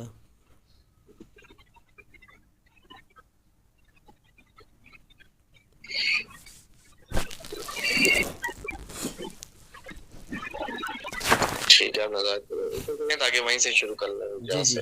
ہاں، یاد دہانی، یہ مرحلہ باب حسد یہیں سے شروع کرتے جہاں سے پڑھ رہے تھے۔ یاد دہانی، یہ مرحلہ باب حسد پچھلے 4 مراحل کا تسلسل ہے جن میں 40 سے زائد اسباق میں ہم نے یہ موضوعات پڑھے: رقیہ کے شرعی احکام اور ضوابط، روحانی امراض کی بنیادی اقسام جیسے مس، سحر، خصوصاً سحر تفریق، مشابہ علامات میں فرق اور ہر مرض کے علاج کا طریقہ۔ اب ہم سب سے زیادہ پھیلنے والے مرض یعنی حسد اور نظر بد پر توجہ دے رہے ہیں۔ اولاً، حسد کا اثر محسود پر، وہ بیماریاں جو پیدا ہو سکتی ہیں۔ حسد انسان کی زندگی اور اس کی نعمتوں کے کسی بھی پہلو کو متاثر کر سکتا ہے مگر یہ سب اللہ کے فیصلے سے ہوتا ہے۔ نمبر 1، ہلاکت اور شدید نقصان۔ حسد بعض اوقات اللہ کے فیصلے کے بعد موت یا ہلاکت تک پہنچا سکتا ہے۔ نبی صلی اللہ علیہ وسلم نے فرمایا، نظر انسان کو قبر میں اور اونٹ کو ہنڈیا میں پہنچا دیتی ہے، یعنی نظر صحت، طاقت یا حسن کو اچانک متاثر کر سکتی ہے۔ نمبر 2، حسن، صحت اور مال میں خرابی۔ حسن، چہرے کی رونق اور خوبصورتی متاثر ہو سکتی ہے، صحت کے حوالے سے بظاہر طبی سبب کے بغیر دائمی بیماری لاحق ہو سکتی ہے۔ مال، کاروبار، تجارت یا آمدنی میں نقصان ہو سکتا ہے۔ نمبر 3، خاندانی اور معاشرتی زندگی میں اثر۔ میاں بیوی، محبت اور الفت ختم ہو سکتی ہے، اولاد، بیماری یا شدید نقصان کا اندیشہ ہو سکتا ہے۔ سماجی تعلقات، لوگ بلا وجہ بدظن یا یا دور ہو سکتے ہیں۔ نمبر 4، کام، کامیابی اور تعلیم میں رکاوٹ۔ کام یا ملازمت میں ناکامی ہو سکتی ہے، ترقی اور کامیابی رک جاتی ہے، تعلیم میں کمزوری، بھول جانا یا ذہنی الجھن کا شکار ہو جاتا ہے انسان۔ جائیداد اور مویشیوں پر اثر۔ گھر، گاڑی، زمین یا جانور بھی حسد کا نشانہ بن سکتے ہیں اور نقصان اٹھا سکتے ہیں۔ ثانیاً، حسد، سحر اور مس میں فرق۔ درست علاج کے لیے ان میں فرق جاننا ضروری ہے۔ نمبر 1، مس، جنات کا اثر۔ یہ جنات کا انسان کو چھونا یا جسم میں داخل ہونا ہے۔ نبی صلی اللہ علیہ وسلم نے طاعون کے بارے میں فرمایا، یہ تمہارے دشمن جنات کا چبھن ہے۔ ابن قیم رحمہ اللہ نے لکھا کہ خبیث ارواح ہوا کے ذریعے اثر انداز ہو سکتی ہیں اور بیماری کا سبب بن سکتی ہیں۔ نمبر 2، سحر۔ یہ باقاعدہ عمل ہے جس میں جادوگر مخصوص کلمات اور اعمال کے ذریعے شیاطین کو استعمال کرتا ہے۔ اللہ تعالیٰ نے فرمایا سورۃ بقرہ کی آیت نمبر 102 میں، فَيَتَعَلَّمُونَ مِنْهُمَا مَا يُفَرِّقُونَ بِهِ بَيْنَ الْمَرْءِ وَالزَّوْجِ، بقرہ کی 102، کہ وہ چیز سیکھتے تھے جو وہ دونوں جس سے فرقہ ڈال دیں آدمی اور اس کی بیوی کے درمیان۔ ٹھیک ہے، نبی علیہ السلام پر بھی سحر کیا گیا۔ سحر ارادی عمل ہے، جبکہ حسد نظر اور باطنی کیفیت سے بھی ہو سکتا ہے۔ ثالثاً، حسد کی قدرت اور اس کی حدود۔ حسد کیا کر سکتا ہے؟ اللہ کے اذن سے نعمت کو متاثر کرنا، انسان کو نقصان پہنچانا۔ اگر حاسد کا حسد بار بار ہو تو اثر بڑھ سکتا ہے۔ بعض اوقات شیطانی مدد بھی شامل ہو سکتی ہے، مگر سب کچھ اللہ کے حکم سے ہوتا ہے۔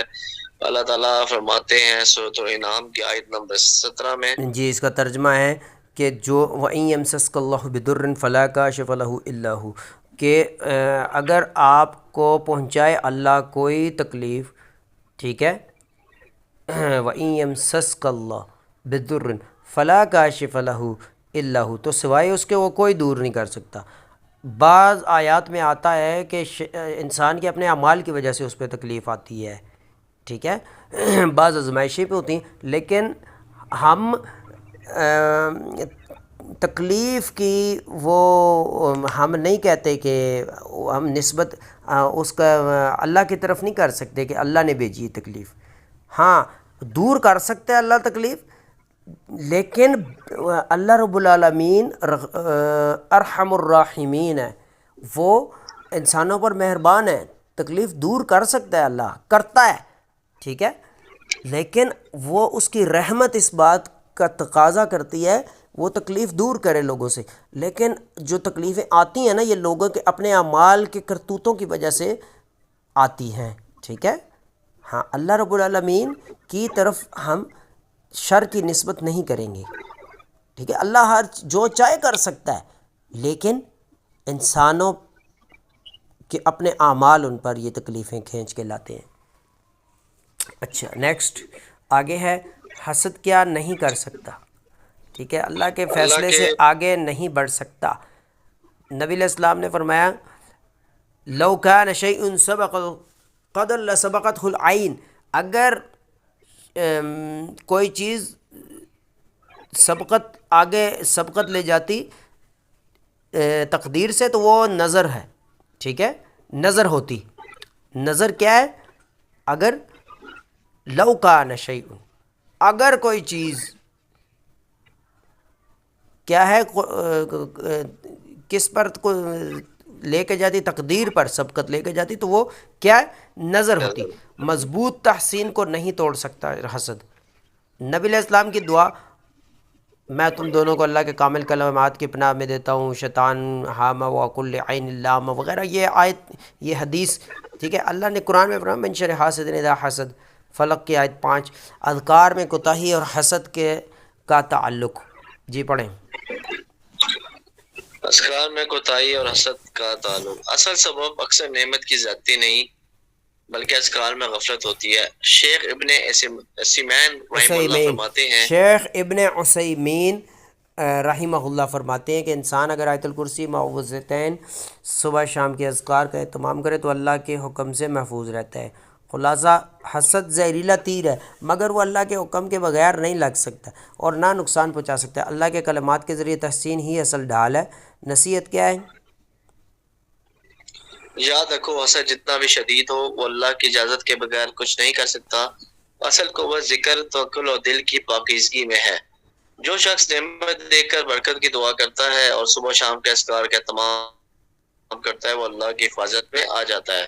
یاد رکھیں حسد زہریلا تیر ہے مگر اللہ کی حفاظت اس سے بڑی ہے. دعا: اے اللہ ہمارے دلوں کو حسد، کینہ اور بغض سے پاک رکھ، پاک فرما. ہمیں ایسا بنا دے کہ ہم نعمت دیکھ کر کہیں ماشاءاللہ اللہ مبارک.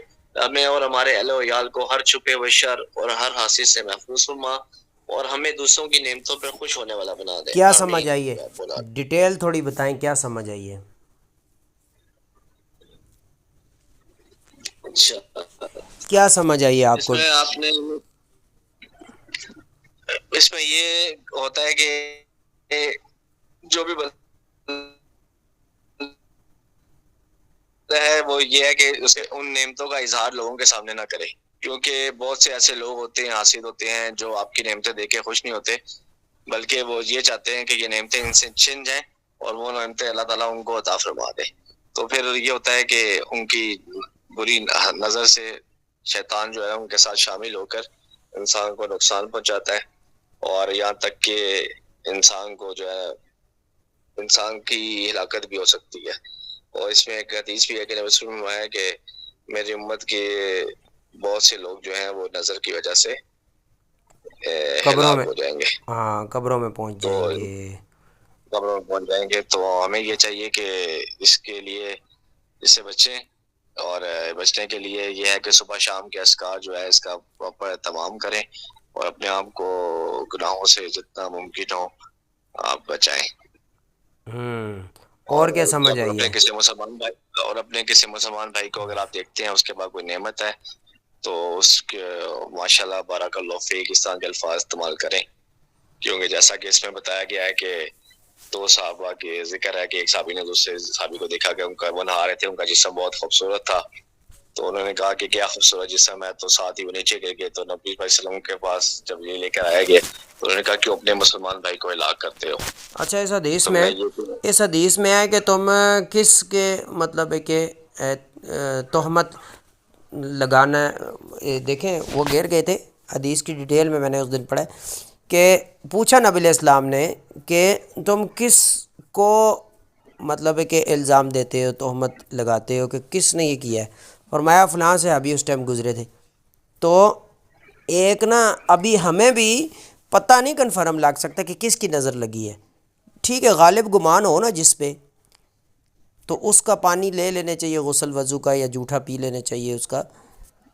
نہیں تو کسی بھی نمازی پرہیزگار بندے کا والدہ کا پانی غسل وضو کا لے کے اس سے غسل کر لیں، مسئلہ نہیں ہے. کسی کا بھی لے سکتے ہیں، یہ بھی اس میں سے ثابت ہوتا ہے.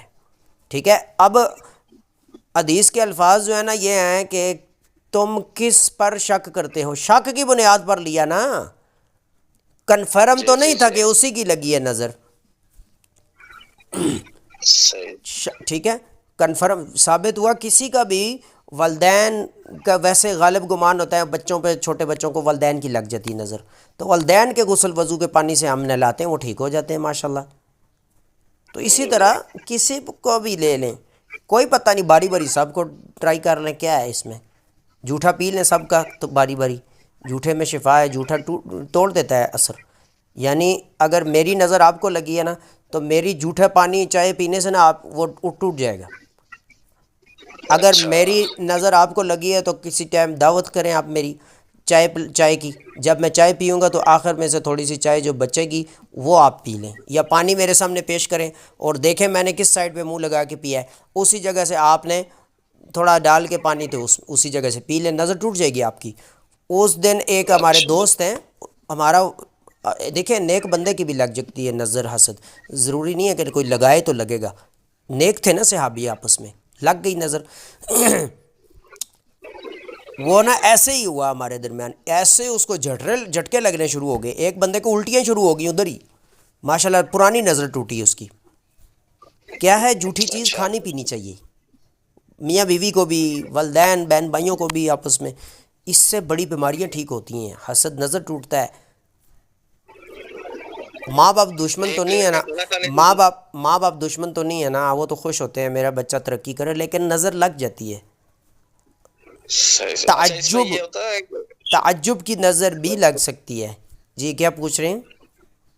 میں اس پہ یہ سوال پوچھ رہا ہوں کہ جیسے ہمارے گھر میں میاں بیوی ہیں، بچے ہیں، تو ہوتے ہیں آپس میں، تو اب جیسے آیات حسد جو ہے وہ روٹین میں بھی ایک دن چھوڑ کے یا جب آپ کو موقع ملے وہ پڑھ کے تو اپنے بچوں پہ تذکار دیا کریں اس طرح، اور اپنے اوپر اور اپنے بیوی بچوں پہ اس طرح سے، ہاں تاکہ کوئی ریکارڈنگ اثر یا مسائل ہو جائے اس میں. ایسے کریں، 4 آیت الکرسی پڑھتے پڑھتے کچن میں بیگم کھانا بنائے، آپ کو کام کر رہے ہیں فلک ناز پڑھتے ہوئے، چلتے پھرتے اٹھتے بیٹھتے بسم اللہ پڑھ کے بستر جھاڑیں، کپڑے سے لیٹنے کی عادت بنائیں، بچوں پہ بھی دھتکار دیا، کھانے پینے کے اندر بھی اثرات جائیں گے، وضو غسل بھی کر لیں کبھی کبھی، ٹھیک ہے، فائدہ ہوگا اس سے تو ماشاءاللہ.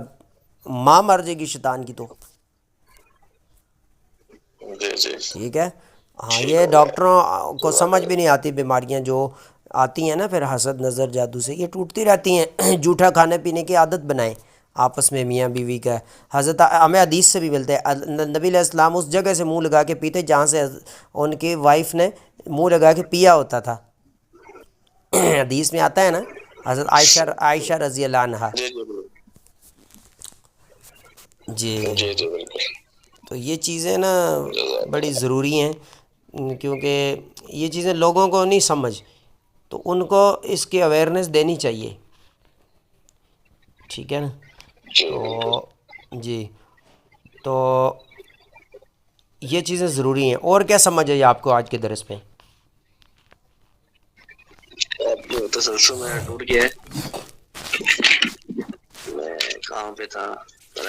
میں نے تو اس کا خلاصہ یہ نکالا ہے جو کل صاحب آپ کو بھی بتایا ہے، تو میرے ذہن میں موٹی موٹی چیزیں بالکل آئی ہیں. ہوں. جی جی تو کیا کہتے ہیں، بتائیں بتائیں. اور باقی یہ ایک چیز آپ نے یہ بتائی تھی کہ جو علم ہے اس کو چھپانا نہیں چاہیے کبھی بھی. جی جو علم اللہ تعالیٰ نے عطا فرمایا ہے اس کو آگے آپ کو پھیلانا چاہیے، کیونکہ جو علم نہیں پڑھاتا اس کے حوالے سے آپ نے ایک حدیث بھی بتائی تھی کہ وہ میرے خیال سے گلے کا توق بنایا جائے گا آگ اور کی اس کو لگام میں اس کو پہنے جائے گی زبان پہ. جی ہاں آگ بالکل کی لگام پہ. نہیں چھپانا چاہیے. ٹھیک ہے یہ پڑھ لیتے ہیں، یہ آپ پڑھیں. اچھا. اچھا سبق مجھے یہ سو بتائیں، مجھے یہ بتائیں اپنا مس، حسد اور نظر اور جادو میں کیا فرق ہے؟ کس میں ہم نے کیا پڑھی تھی ان کی؟ مس تو مس ان کا مطلب بتاؤں کیسا؟ جی جی جی جی حسد تو یہ ہے نا کہ وہ ایک نفسیاتی قوت کا نام ہوتا ہے، اس میں کوئی بندہ انوالو ہوتا ہے لیکن وہ انسان کی سوچ پہ ڈیپینڈ کر رہا ہوتا ہے، وہاں سے شعائیں نکل کے مطلب اس طرح کی نفسیاتی قوت ہوتی ہے جس کی وجہ سے جیسے کسی نے انسان کو دیکھا، جس طرح دو صحابہ کا آپ نے ذکر بتایا، سہل بن حنیف اور عامر بن ربیعہ کا، کہ انہوں نے دیکھا تو گمان یہ کیا جاتا ہے شاید ان کی نظر لگی یا جس کی بھی نظر لگی، تو نفسیاتی قوت تھی، آنکھ کی قوت یا کہہ سکتے ہیں، جس سے ان کو نظر لگ گئی، تو وہ تو حسد کی اس میں آ جائے گا سسٹم. اور ایک ہے سحر. سحر میں یہ ہوتا ہے کہ کوئی بندہ کوئی جادو کرواتا ہے کسی سے، تو ایک شخص وہ ہوتا ہے جو جادو کرواتا ہے، دوسرا وہ ہوتا ہے جو جادو کرتا ہے، اور اس میں خادم بھی ہوتا ہے اس کا، شیطانی خادم جو اس کی مدد کرتا ہے اس کو کرنے میں. تو اور تیسرا مس ہے. مس یہ ہوتا ہے کہ کیا کہتے ہیں، جنات کے چمٹنے کو مس کہا جاتا ہے، اس کے چھونے کو مس کہا جاتا ہے. تو یہ اس کی وجہ سے بھی ہوتا ہے کہ انسان بہت زیادہ گناہوں میں مبتلا ہوتا ہے یا شیطانی رستوں پہ چل رہا ہوتا ہے، تو شیطان اس کو گھیر لیتا ہے اور اپنی طرف کرنے کے لیے اس کے ساتھ وہ اٹیچ ہو جاتا ہے، تو اس طرح پھر انسان کو وہ نقصان پہنچاتا ہے. مس کی جادو کی کتنی قسمیں ہیں؟ ایک ہوتا ہے اندرونی، میں ہم نے پڑھا تھا داخلی اور خارجی مس. کیا علامات ہیں؟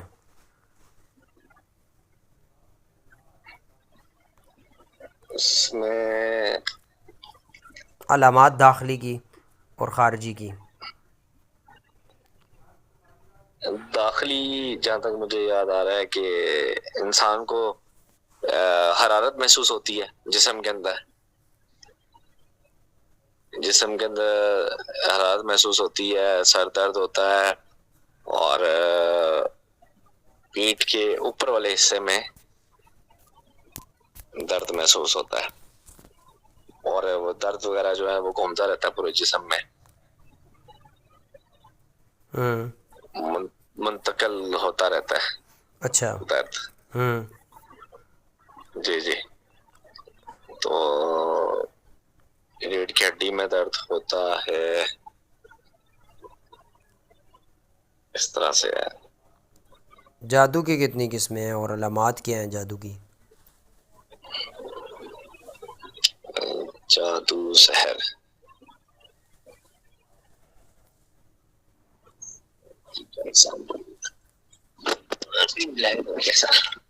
جی کھلایا پلایا ہوا جادو، جی جی بالکل اور بالکل.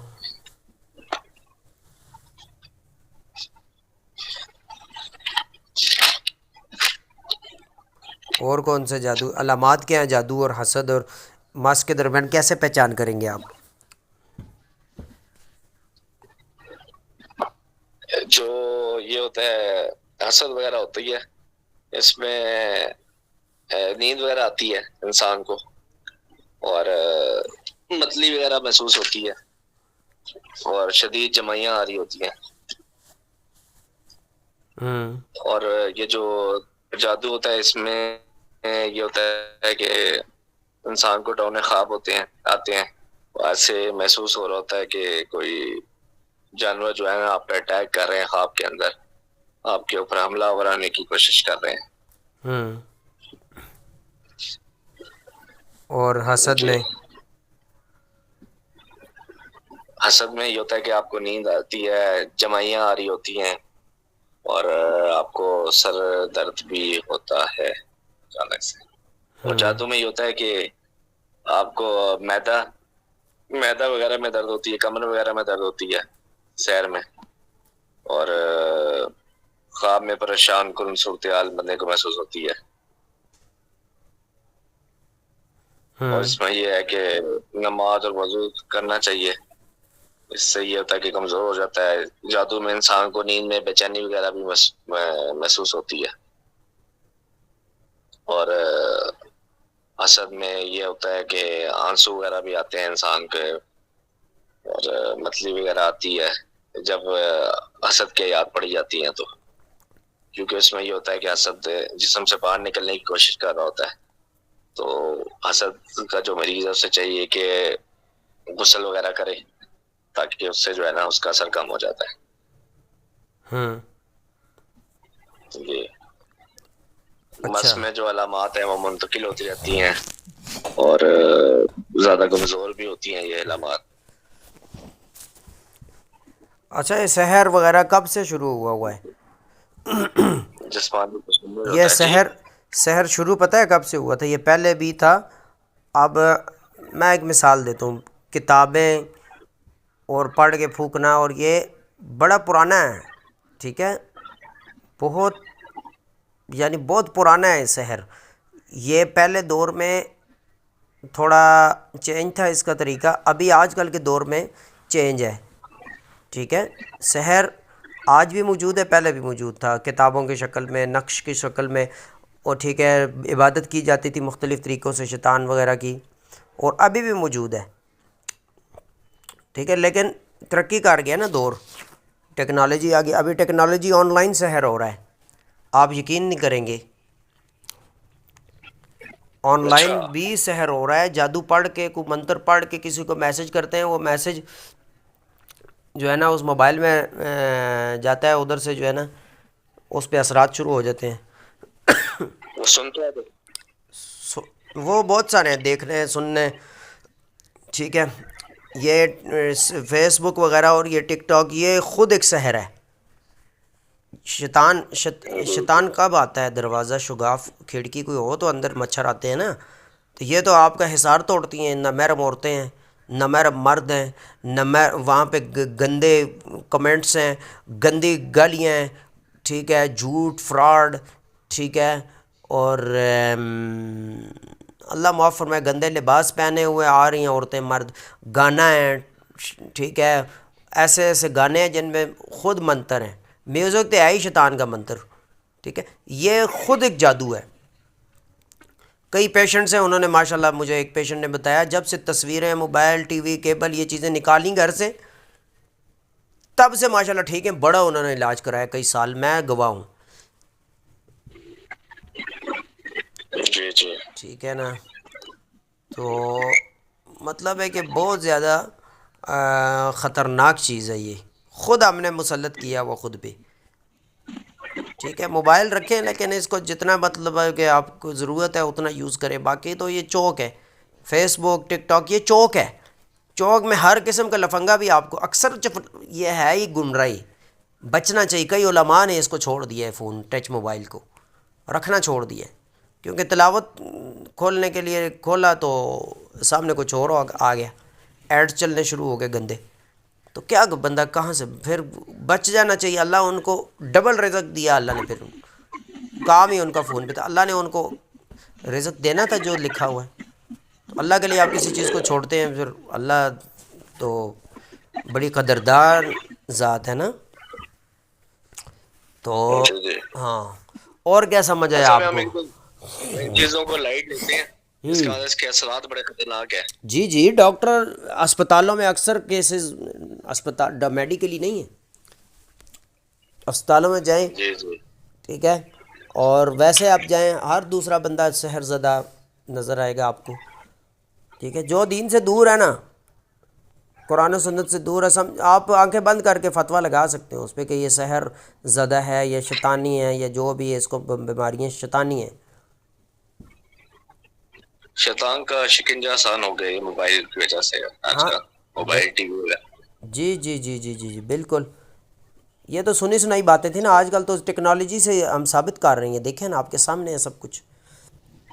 اور ہم لوگوں کا زیادہ تر وقت کا ضیاع اسی کے ساتھ ہی ہوتا ہے، ویسے ہی موبائل سکرولنگ اسکرول کرتے رہتے ہیں ہم۔ سکرولنگ کرتے رہتے ہیں، کرتے رہتے ہیں، کرتے رہتے ہیں، وقت کا بھی ضیاع اور ایمان کا بھی، اور اللہ معاف فرمائے نظر پڑتے ہی وہ اسکرین پہ شگاف آ جاتا ہے حصار میں، آپ کے دروازہ کھل جاتا ہے شیطان کے لیے، وہ آتا جاتا ہے پھر، جی ٹھیک ہے نا۔ اچھا شیطان بھائی، کی کیا وہ جرت آپ، تھی، شیطان کی جرت کیا تھی، ہم نے خود اس جی کو جی دیے ہیں راستے۔ صحیح بات ہے، جی، بڑی دھیان والی بات ہے، دھیان طلب بات ہے، اس پہ ہمیں صاحب دھیان دینا چاہیے۔ جی، آپ کچھ اصل میں کہنا چاہ بچے رہے بھی تھے؟ آج کل وہی ہوتے ہیں، پیرنٹس بچوں کو موبائل بھی دے دیتے ہیں، آج کل بچے بھی لگے ہوئے ہیں پورا پورا 3 4 4 گھنٹے 6 6 گھنٹے فارغ وقت میں۔ جی جی بالکل تو بالکل، وہ بس اللہ معاف فرمائے، اللہ المستعان۔ آپ کچھ کہنا چاہ پھر رہے تھے ہم پہلے؟ کہتے ہیں کہ ایسا کوئی سوال تھا وہ ذہن سے نکل گیا۔ چلیں، اللہ، بس یہ معاملات بڑے عجیب ہے جی، آج کل بچنا چاہیے، جتنا ضروری ہے اتنا رکھیں، فون یوز کریں، باقی نہیں کریں یہ، اور بچوں کے لیے ایل سی ڈی لگا دیں پورے صحن میں، کمروں میں نا بستر میں موبائل دے دیں ان کو، اتنے بڑے بڑے موبائل نقصان ہے۔ ہاں، مین آتا جاتا نظر پڑے صاحب کی، کیا لگا رہا ہے، کیا دیکھ رہا ہے بچہ، یہ چیزیں بہت ارے زیادہ۔ بھائی صاحب، میں یہ